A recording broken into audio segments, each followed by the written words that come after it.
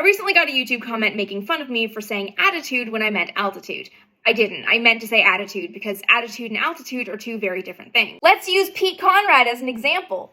Altitude is how high he is off the ground or off the desk. So when we're dealing with spaceflight, we might say that the Gemini 11 crew hit a peak altitude of 853 miles. The highest point in their orbit away from the surface of the Earth was 853 miles, or 1,373 kilometers. Attitude is orientation. Pete has 3 axes of motion, just like an airplane does. Pitch is the movement forward and backwards, yaw is the twisting motion, and roll is end over end.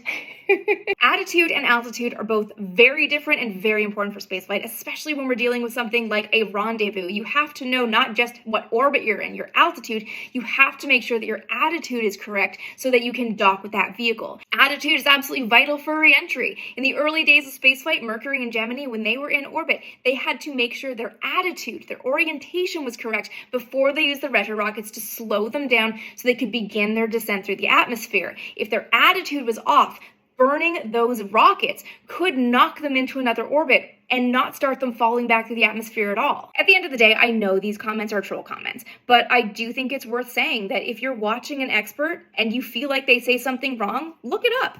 They might be wrong, they might misspeak, and you might learn something in the process, and that's pretty cool.